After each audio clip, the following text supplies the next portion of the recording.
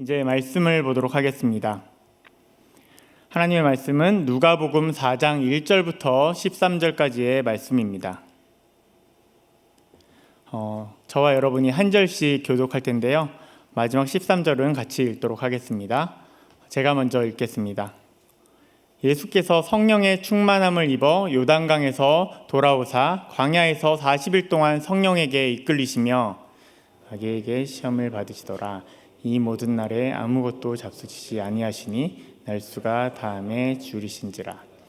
마귀가 이르되 내가 만일 하나님의 아들이어든 이 돌들에게 명하여 떡이 되게 하라.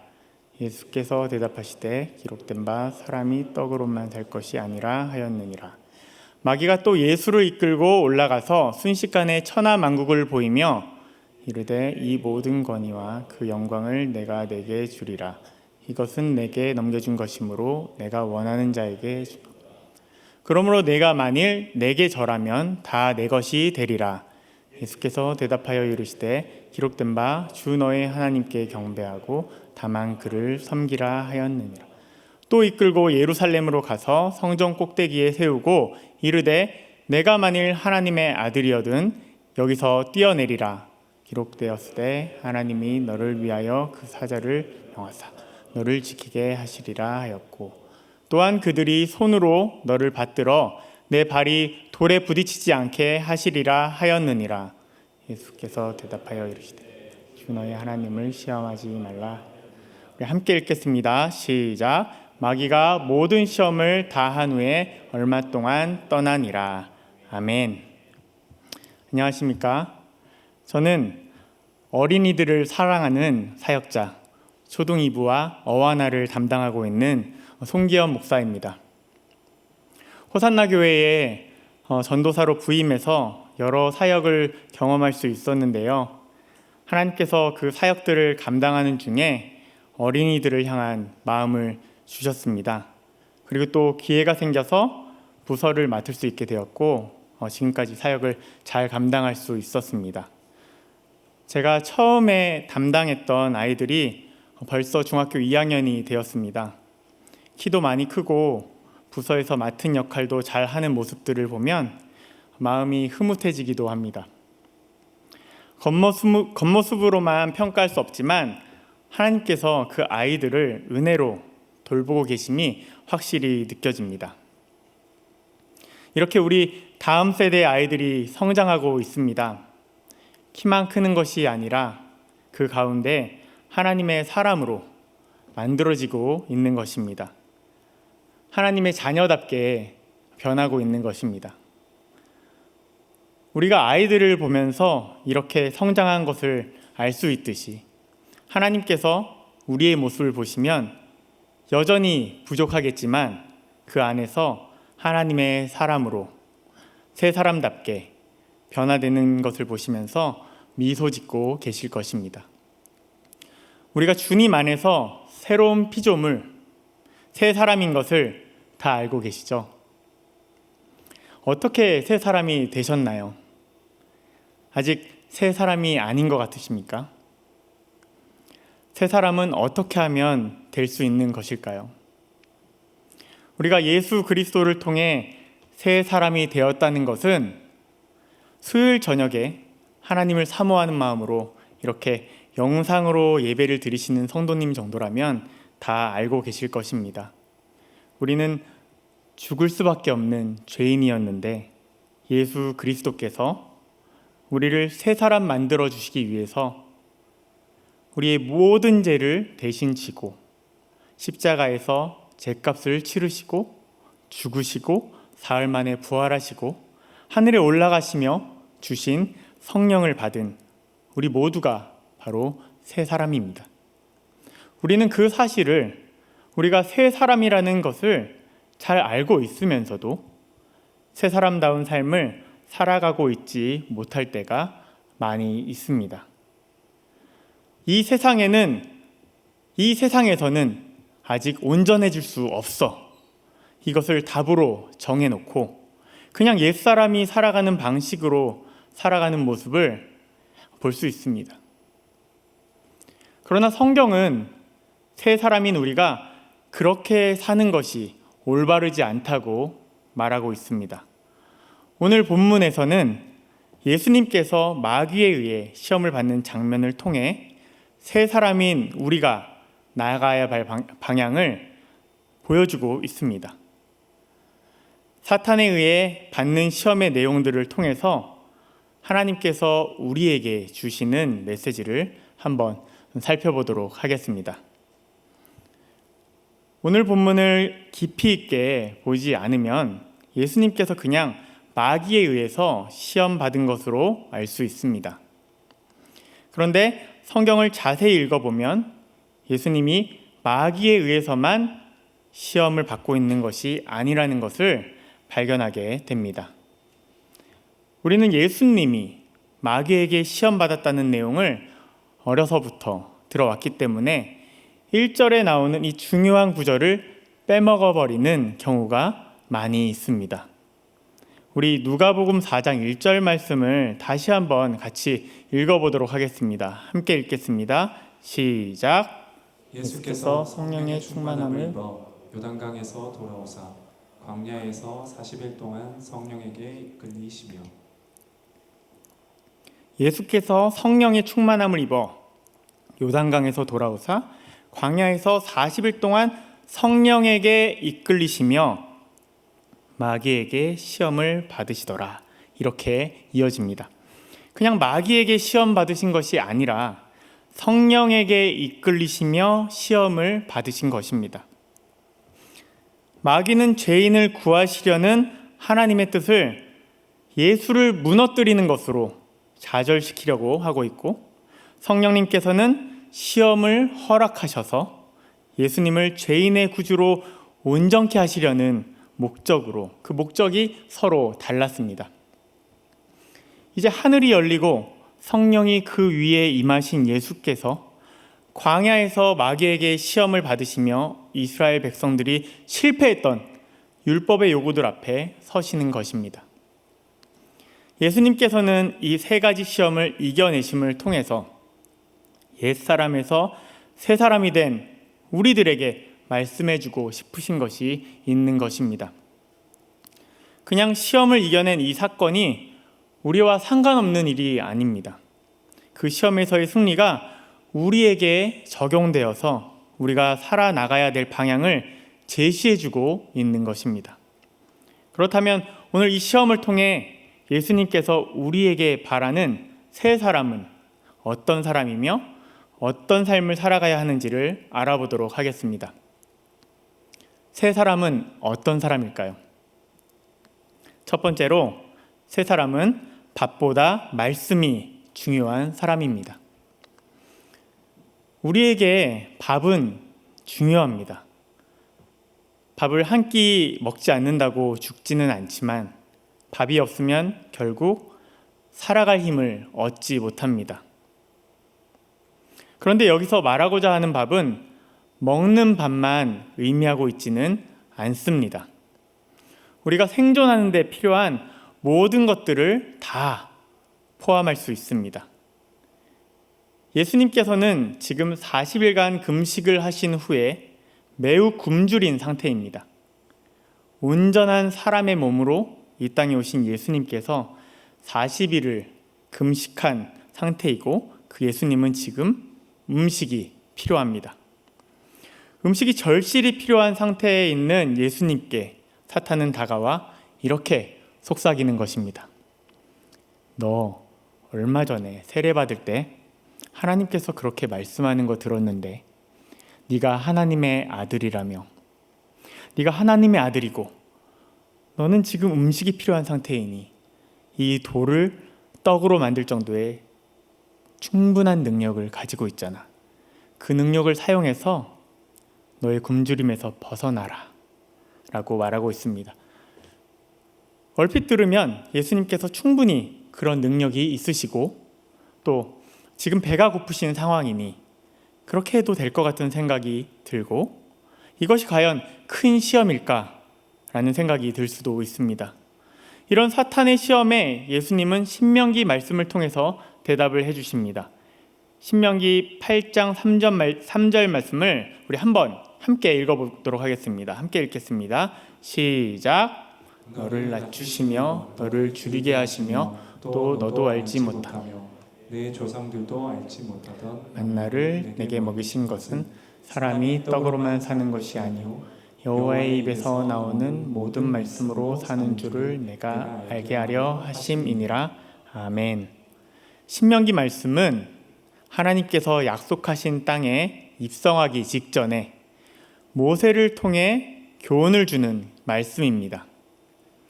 이스라엘 백성들이 10하루면 갈 수 있었던 길을 40년 동안 광야에 살아가면서 경험한 교훈들을 의식하시며 주신 가르침이었습니다. 이스라엘 백성이 40년간 하나님으로부터 시험을 당할 때에 하나님께서는 그들이 그 명령을 지키는지 아니면 순종하지 않는지를 알고자 하셨습니다. 그 생활 속에서 그들은 생존을 위협받는 고난도 있었고 그때마다 불평불만을 모세에게 말하며 우리를 도대체 왜 이곳으로 데려왔는지 항의했습니다. 먹을 것도 없고 밤에는 춥고 낮에는 더운 그리고 딱히 즐거움을 찾을 수 없었던 광야에 있다는 사실이 못마땅할 때가 많이 있었고 그때마다 이스라엘 백성들은 불평하였습니다. 하나님께서 그들의 불평의 소리를 듣고 그들 중 누구도 경험해 보지 못했던 새로운 양식을 주셨는데요. 그것이 바로 만나입니다. 만나는 그저 먹을 것이 없어서 주어진 식량이 아닙니다. 만나는 그것보다 훨씬 더 큰 의미가 있습니다. 매일 아침마다 이슬처럼 내리는 만나를 발견하고 그것을 가지고 와서 먹으며 하루를 살아갈 때에 그들은 그 만나를 통해 하나님의 보호하심을 경험한 것입니다. 그들은 단순히 하루의 식량을 얻은 것이 아니라 배고픔을 해결한 것이 아니라 이스라엘을 세심하게 돌보시는 하나님을 경험하고 그 하나님으로부터 사랑을 공급받은 것입니다. 그것이 하루 이틀로 끝난 것이 아니라 매일 할 수 있는 경험이었고 하나님께서 공급하심으로 하루하루를 살아갈 수 있다는 것을 확인할 수 있었습니다. 이스라엘 백성들은 40년간의 광야의 삶을 통해 하나님께서 허락하신 시험 가운데에 하나님을 의지하고 순종하면 살 수 있고 그렇지 않으면 실패와 멸망뿐이라는 것을 배우게 된 것입니다. 그들은 그런 신비를 하나님께서 보여주시는 기적들을 경험했음에도 불구하고 하나님의 시험 가운데 실패하는 모습을 보여주었습니다. 생명이신 하나님을 믿고 의지하는 모습보다는 눈에 보이는 모든 현상들에 반응하며 하나님의 인도에 따르기보다는 눈앞의 상황을 해결하는 생존의 방식에 따라 모든 것을 결정하고 행동하는 모습을 보여주었습니다. 하나님께서 공급해 주시는 온전한, 완전한 공급을 기대하며 바라고 공급받으며 살아야 하는데 그렇게 살지 못했습니다. 그래서 지금 예수님께서 첫 번째 아담 그리고 이스라엘 백성이 실패한 자리에 서 계신 것입니다. 그 예수님께 사탄은 속삭입니다. 너의 능력으로 지금 그 금주림에서 벗어나라. 이렇게 말하고 있습니다. 그러나 예수님께서는 그 속삭임에 넘어가지 않으시며 다시 말씀으로 그 시험을 이겨내십니다.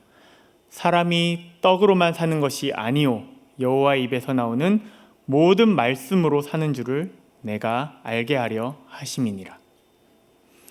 예수님께 산다는 것의 의미는 자기 자신을 위해서 필요한 것을 공급하는 것이 아니라 오직 하나님의 뜻을 행하는 것이었습니다. 그렇게 시험을 이긴 예수님께서는 우리에게도 그렇게 살기를 원하십니다. 우리에게 필요한 것들을 찾는 그런 삶을 살아가는 것이 아니라 하나님의 뜻을 행하는 삶, 즉 밥보다 말씀이 중요한 삶을 살기를 원하십니다. 기억하십시오. 새 사람은 어떤 사람입니까? 밥보다 말씀이 중요한 사람입니다. 두 번째로 오늘 본문이 우리에게 알려주는 새 사람은 어떤 사람일까요? 그것은 바로 성공보다 신앙이 중요한 사람입니다. 말씀을 중요하게 생각하는 삶은 하나님을 신뢰하는 것으로 사라지고 열매 맺게 되는 것입니다. 마귀는 예수님을 유혹하고 있습니다. 천하 만국을 보여주며 그 모든 권위와 영광이 자기의 것인 것처럼, 자기가 그것을 줄 수 있는 것처럼 예수를 속이며 유혹하고 있습니다. 그것을 가지고 있는 자신에게 절하면 다 준다고 말하고 있습니다. 여기에 예수님께서는 신명기 6장 13절 말씀을 인용하시며 주 너의 하나님께 경배하고 다만 그를 섬기라 하였느니라 라고 말씀하십니다. 무릎을 꿇고 경배하는 행위는 한 번 한다고 해서 그것이 단회적으로 끝나는 행동이 아닙니다. 그것은 오직 하나님께만 드려야 하는 경배를 마귀에게 주는 것과 같은 것입니다. 그러나 예수님께서는 그 경배를 오직 하나님께만 드려야 됨을 말해주고 있습니다. 여기서 말하는 모든 권위와 영광이 의미하는 것이 무엇인지 알아야 될 것입니다. 여기서 마귀가 주겠다고 하는 천하 만국의 권위와 그 영광은 이 세상을 살아가는 사람들의 마음속에 있는 최고의 목표일 것입니다. 나는 욕심이 없어서 그 정도는 바라지 않습니다. 그래서 저는 유혹에 넘어가지 않을 거예요 라고 말할 수 있는 분이 있을지 모르겠습니다.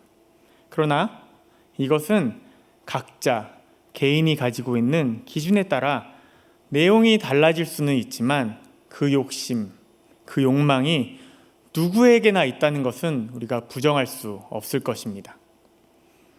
사람들은 그 욕심과 욕망의 성취를 위해 온갖 노력을 하며 자기의 모든 것을 투자하고 희생하며 살아가고 있습니다. 사람들이 가지고 있는 욕망이 너무 크기 때문에 종종 그 강력한 욕망으로 좋지 못한 결말을 보기도 합니다. 그 욕심, 욕망은 너무 강력해서 스스로를 컨트롤하지 못하게 만들고 길을 잃어버리게 만들기 때문입니다. 이스라엘 백성들은 만나라는 하나님의 신비한 돌보심에 처음에는 그저 감사했을 것입니다. 그러나 잠시 후 이제 배고프지 않으니 더 풍성한 것을 원했을 것이고 시간이 지나서는 불평을 하게 됩니다. 고기가 없다고 소리를 지릅니다. 그 고기를 먹고 싶은 하찮은 욕망으로 하나님을 원망합니다. 하나님께서는 그 원망하는 백성들이 고기를 다 씹기도 전에 심판하시는 모습을 우리는 민수기 11장 말씀을 통해 확인할 수 있습니다. 하와는 선과 악을 알게 하는 나무의 열매를 먹으면 하나님처럼 될 수 있다는 속임수, 그 욕망 때문에 하나님께서 금지하셨던 그 열매를 먹게 됩니다. 에덴 동산에서 누구도 부럽지 않은 큰 행복과 평안함 속에서 살아가고 있었는데 그 마음속에 생긴 욕망이 모든 것을 망쳐버린 것입니다. 첫 번째 아담도 이스라엘 백성도 욕망의 문제 앞에서 계속해서 무너지는 모습을 봅니다. 우리의 모습은 어때야 하겠습니까? 예수님께서 말씀하십니다. 주 너의 하나님께 경배하고 다만 그를 섬기라.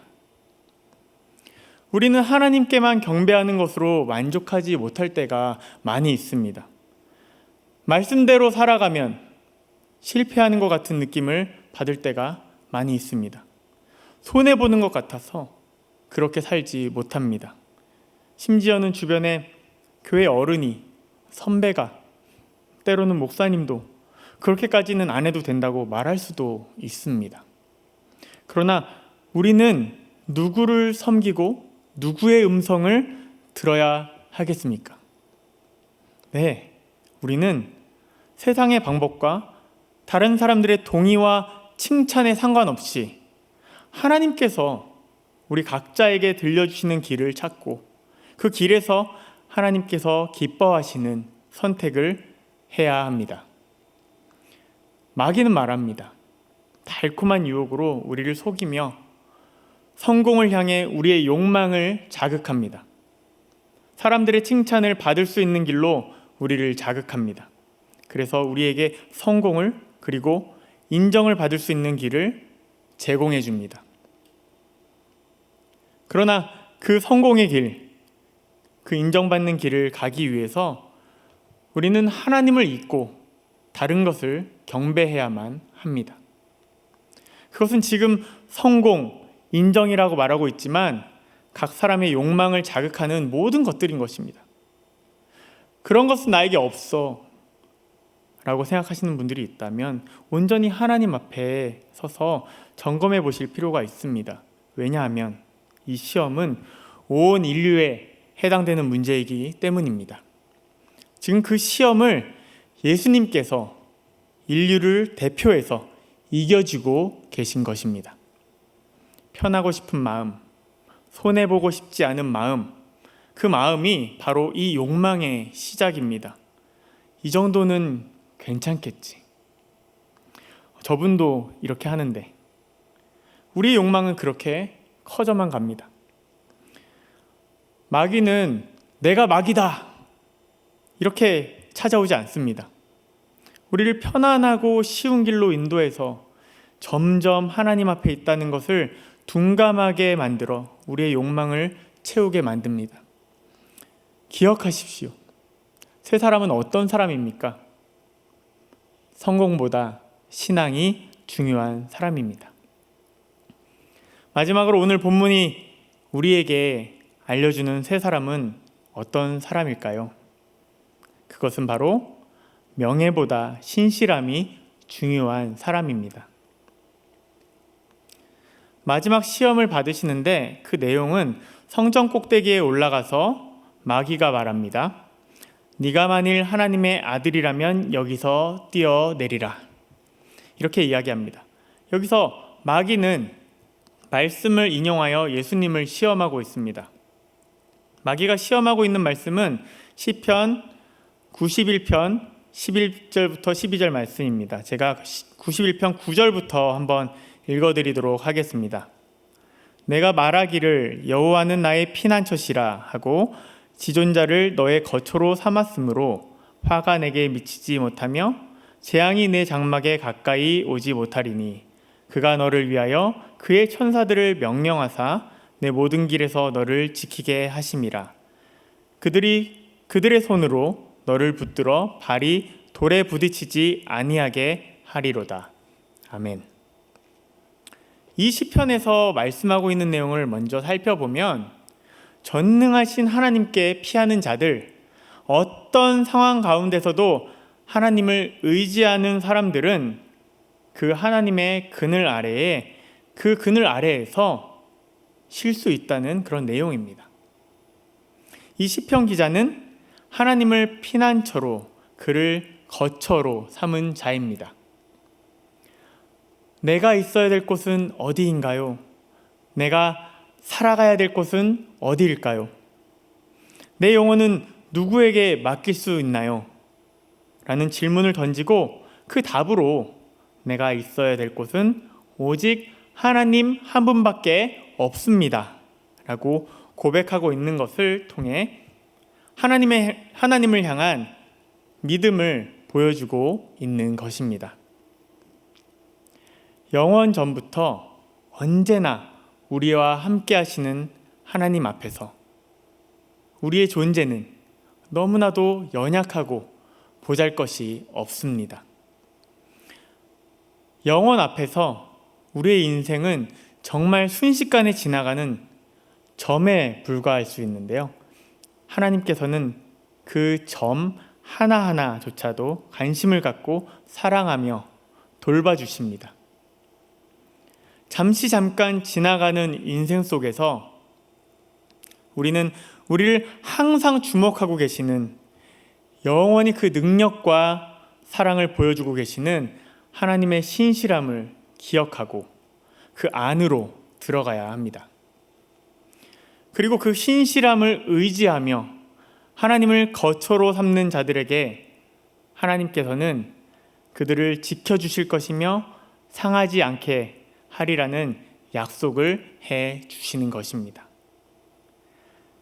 하나님의 전지전능함 앞에, 그 신실하신 사랑 앞에 믿음을 표하며 우리도 그 하나님의 품에 살기를, 그 보호 아래 거하기를 원하는 자들에게 주시는 약속인 것입니다.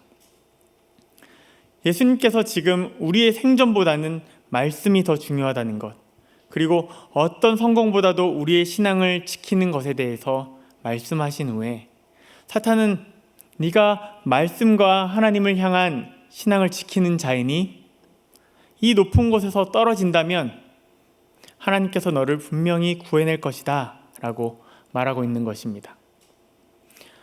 마귀는 왜 이 말씀을 인용해서 예수님을 시험하고 있는 것일까요? 이 말은 얼핏 들으면 믿음을 격려하여 도전하게 만드는 말처럼 들릴 수도 있습니다. 그러나 이것은 듣는 자들로 하여금 하나님을 의심하게 만들어 하나님을 시험하는 마음을 만들게 하려는 그런 의도가 숨겨져 있습니다. 마귀는 이런 자기의 의도를 숨기기 위해서 하나님의 임재를 가장 깊이 느낄 수 있는 성전, 그 위로 데려간 것입니다. 그 위에서 하나님의 말씀을 인용하여 하나님의 사랑을 확인해 보자는 달콤한 말로 하나님을 의심하고 하나님을 시험하게 만들고 있는 것입니다. 하나님의 신실함을 믿으며 살아가는 사람들에게는 이런 시험은 필요가 없습니다. 에덴 동산에서 아담과 하와는 하나님의 신실한 사랑을 받으며 아무 부족함도 없이 살아가고 있었는데 마귀는 그들의 마음을 유혹하여 하나님을 시험하려는 마음을 그들의 마음속에 넣은 것입니다. 그저 하나님께서 매일 주시는 그 은혜와 사랑을 누리며 살아가면 부족함이 없었을 것인데 마귀는 그들에게 속삭입니다. 하나님께서 이거 먹으면 죽는다고 했는데 진짜 죽을까? 아니야, 죽지 않을 거야. 이거 먹으면 너는 하나님처럼 되는 거야 라고 속이며 하나님을 의심하게 만드는 것이 바로 마귀의 역할인 것입니다. 예수님께서는 이 시험 가운데 또 말씀으로 대답하십니다. 신명기 6장 16절 말씀을 한번 함께 읽어보도록 하겠습니다. 함께 읽습니다. 시작. 너희가 마사에서 시험한 것 같이 너희 하나님 여호와를 시험하지 말고. 아멘. 이스라엘이 광야 생활하는 가운데 그들에게 물이 없었습니다. 갈증으로 모세를 원망하는 가운데 왜 우리를 애굽에 두지 구원해서 이렇게 우리를 목말라 죽게 하냐 라는 말까지 합니다. 그 모세를 원망하는 말 가운데 그들의 마음속에는 하나님에 대한 의심이 있었습니다. 하나님께서 우리와 함께 계시는데 이렇게 우리에게 어려운 일이 일어날 수 있는가? 라는 하나님을 향한 의심이 생긴 것입니다. 만나가 있고 마실 것이 있을 때에는 이런 의심이 생기지 않았지만 삶에 어려움이 생길 때에 마음에 하나님을 향한 의심이 생기는 것입니다. 이대로 믿고 살아도 되는가? 진짜 하나님은 살아계신 분이 맞는가? 하나님이 우리와 함께 계신다면 이런 일은 나타나지 않는 것이 맞는 것이 아닌가? 하나님은 우리를 버린 것이 아닐까? 상황이 우리로 하여금 하나님을 의심하게 만듭니다. 의심이 계속되면 원망이 커지고 목소리가 높아집니다. 그들이 모세를 향해 소리치고 있지만 사실 이것은 하나님을 향한 외침이었습니다.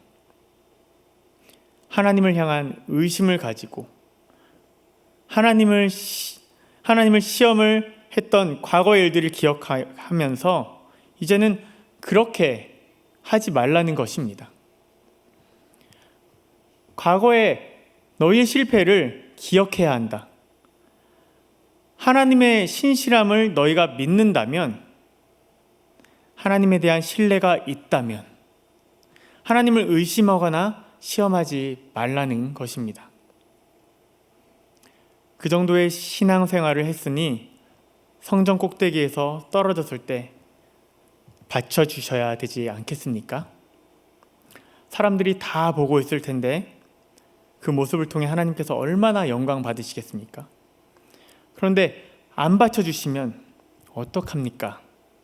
라는 질문을 할 수 있어 보이지만 우리는 왜 이런 것으로 하나님을 시험해야 됩니까? 사탄이 우리로 하여금 이 생각을 하게 만든 것은 하나님의 신실함을 의심하게 만든 것입니다. 아담과 이스라엘이 실패한 그 자리에 또 한 번 예수님께서 승리해 주십니다. 그리고 말씀하십니다. 주 너의 하나님을 시험하지 말라. 기억합시다. 세 사람은 어떤 사람입니까? 명예보다 신실함이 중요한 사람입니다.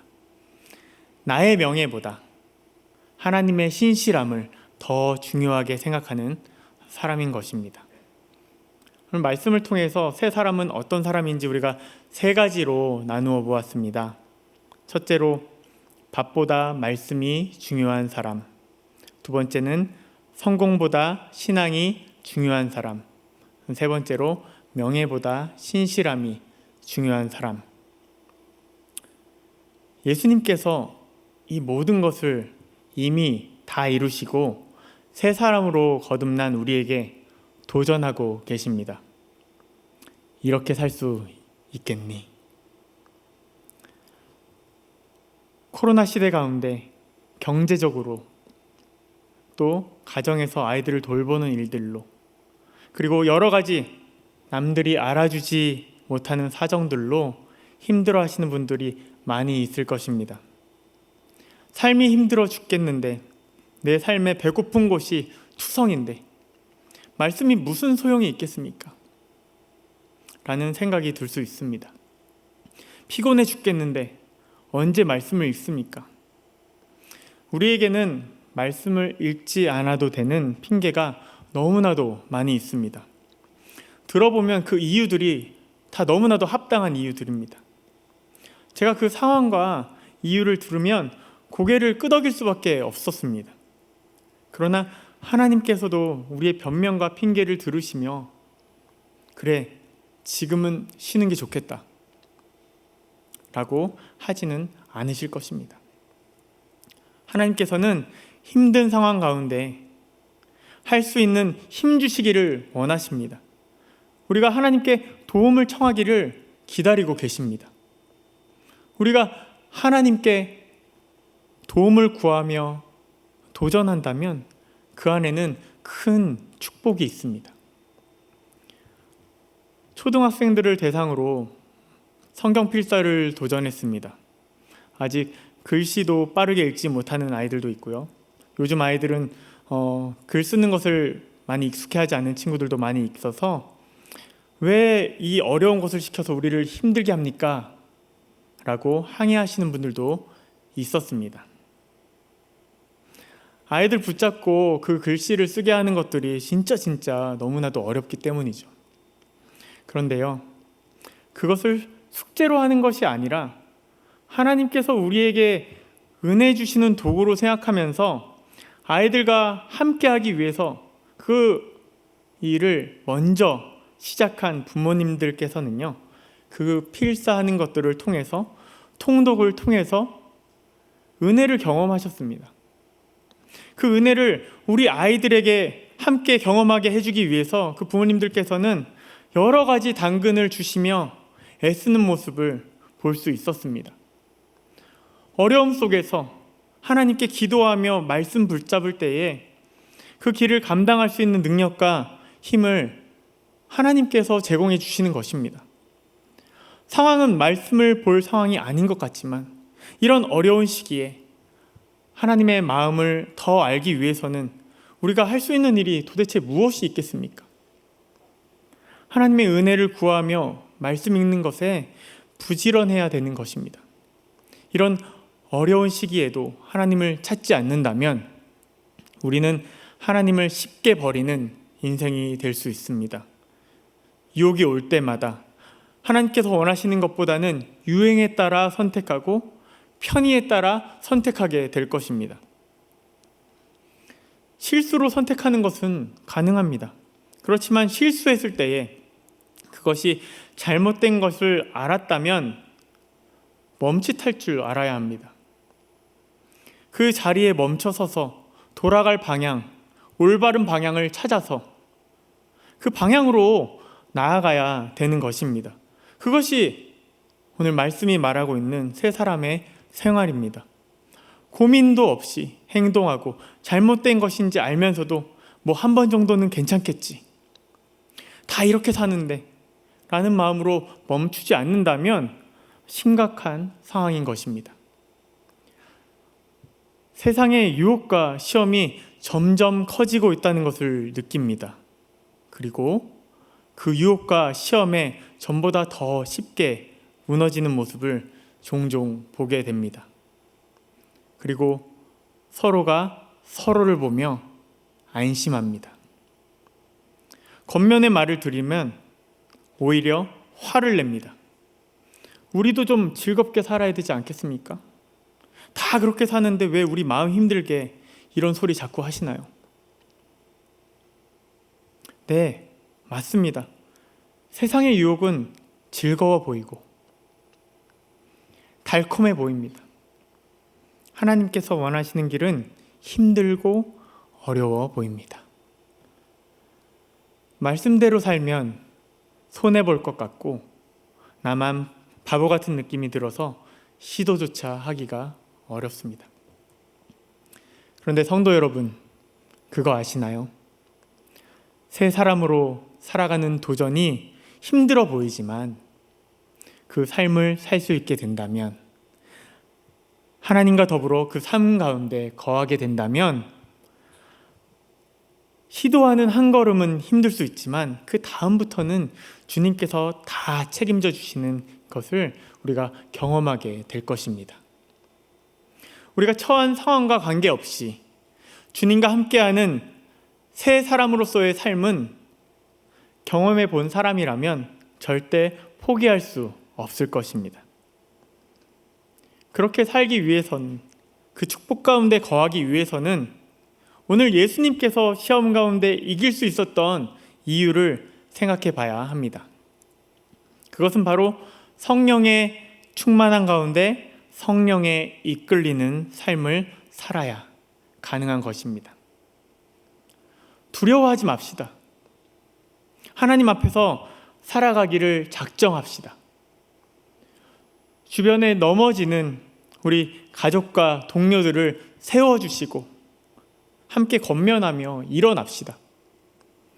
영상 예배 드리는 것으로 만족하지 말고 모일 수 있는 기회가 있다면 적극적으로 모입시다. 우리의 우선순위에서 교회가 뒤로 많이 밀려있지 않습니까? 우리의 마음에 하나님께 드릴 자리가 비좁아지지 않았습니까? 이겨낼 수 있는 방법이 없어 보이지는 않습니까? 사방이 막힌 것 같아서 어찌할 바를 모르시겠다면 우리는 어떻게 해야 되겠습니까? 주님을 찬양하며 우리의 상황과 어려움을 하나님께 맡깁시다. 그리고 이 싸움을 주님께 온전히 맡기고 주님을 의지할 수 있었으면 좋겠습니다.